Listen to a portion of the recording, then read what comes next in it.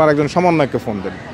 তখন উনি রেগে গেলেন যে আমরা যদি এখনও সমন্বয়ককে ফোন দেওয়া লাগে, আগে ছাত্রলীগকে ফোন দেওয়া লাগতো, আওয়ামী লীগকে ফোন দেওয়া লাগতো।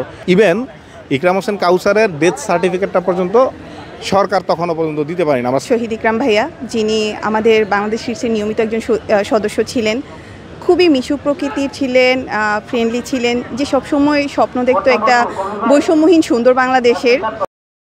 আমরা গত বছর 5ই জুন মাওয়া গিয়েছিলাম, ঘুরতে গিয়েছিলাম।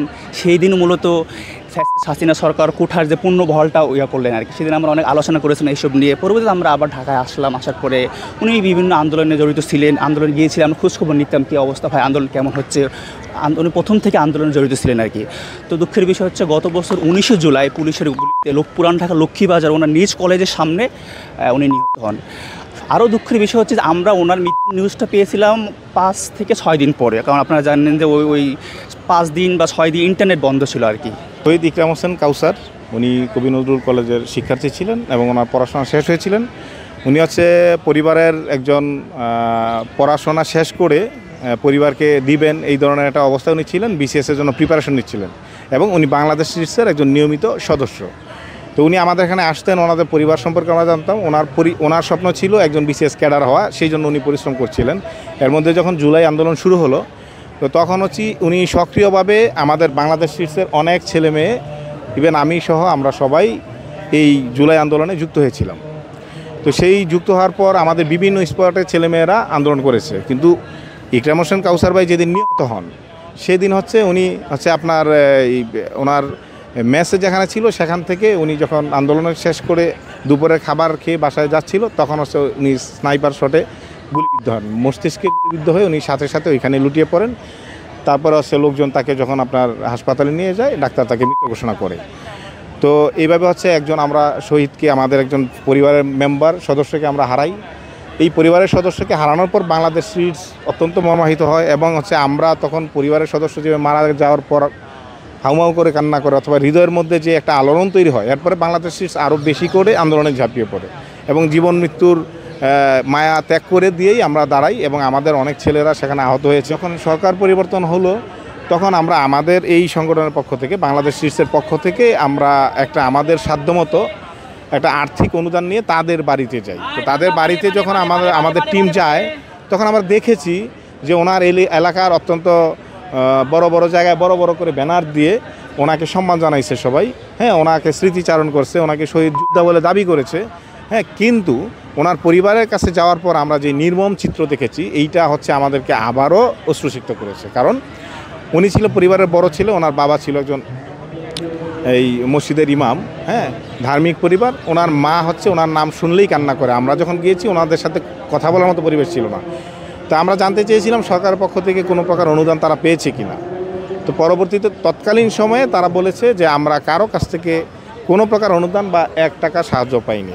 ইভেন ইকরাম হোসেন কাউসারের ডেথ সার্টিফিকেটটা পর্যন্ত সরকার তখনও পর্যন্ত দিতে পারিনি। আমরা সেপ্টেম্বরে গিয়েছিলাম। তারপরে আমরা ওনাদের পক্ষ থেকে, পরিবারের পক্ষ থেকে একটা অনুরোধ ছিল যে আপনারা এসেছেন, আপনাদের ক্ষমতা কতদূর আমরা জানি না, কিন্তু আমাদের ছেলেটার অন্তত ডেথ সার্টিফিকেটটা আপনারা দেওয়ার ব্যবস্থা করেন। আমরা ঢাকায় ফিরলাম। ঢাকায় ফিরে আমাদের টিম সলিমুল্লাহ কলেজে গেল।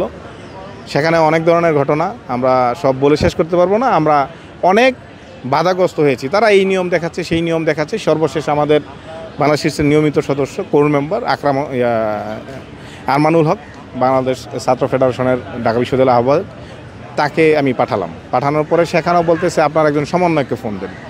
তখন উনি রেগে গেলেন যে আমরা যদি এখনও সমন্বয়ককে ফোন দেওয়া লাগে, আগে ছাত্রলীগকে ফোন দেওয়া লাগতো, আওয়ামী লীগকে ফোন দেওয়া লাগতো। এই দৃঢ়তা দেখানোর পর তারা হচ্ছে আপনার এই ডেথ সার্টিফিকেটটা মোটামুটি ওই দিনের মধ্যেই ব্যবস্থা করে দেয়, তারা ডেথ সার্টিফিকেটটা পায়। এরপর 1 বছর অতিবাহিত হয়েছে। শহীদ পরিবারের জন্য যতটুকু আমাদের রাষ্ট্রের দায় ছিল, সেই দায়ের জায়গা থেকে কাজ হয়নি।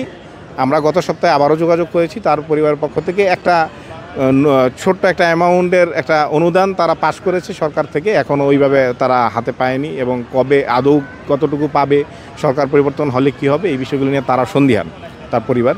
তো আমাদের জায়গা থেকে আমরা শহীদ ইকরাম হোসেন কাউসারকে হৃদয়ে ধারণ করি। আমরা যখন উনি নিহত হন তখনও পর্যন্ত তার জন্য আমরা আন্দোলন করেছি। যখন সরকার পরিবর্তন হয় তখন আমরা শহীদ মিনারে তার বিচারের দাবিতে দাঁড়িয়েছি।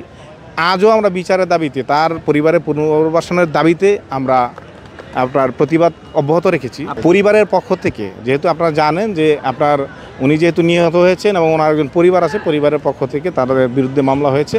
সেই মামলাগুলি এখন আপনারা যা দেখছেন, অনেক হত্যা মামলা হয়েছে, সেগুলি কিভাবে চলছে আপনারা দেখছেন। আমরা আশা করেছিলাম অন্তত এই 10 মাসের মধ্যে একটা দৃশ্যমান বিচারের মুখ আমরা দেখতে পাবো। আর শহীদ ইকরাম হোসেন কাউসার যেই বৈষম্যহীন বাংলাদেশের জন্য জীবন দিয়েছে, সেই বৈষম্যহীন বাংলাদেশ 10 মাস পর আমরা কতটুকু পেয়েছি, এই বিষয়ে জাতির বড় একটা প্রশ্ন আছে, আমাদের বড় একটা প্রশ্ন আছে। ইকরাম ভাই আমাদের নিয়মিত একজন পাঠক ছিলেন, যিনি এখানে এসে আমাদের সাথে বই পড়ায় সঙ্গ দিতেন। আন্দোলনের আগে শেষ 4 জুলাই উনি টিএসসিতে আমাদের ওই দিন কার্যক্রম হয়, ওখানে উনি আসেন। পরে আমরা একসাথে টিএসসির মোড়ে চা খেয়ে ওনাকে বিদায় দিই।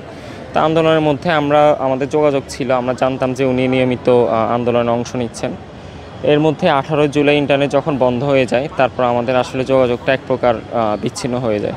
এরপর ইন্টারনেট যখন ফেরত আসে জুলাই শেষের দিকে, তখন আমরা অন্য একটা মাধ্যম থেকে জানতে পাই যে উনি শহীদ হয়েছেন।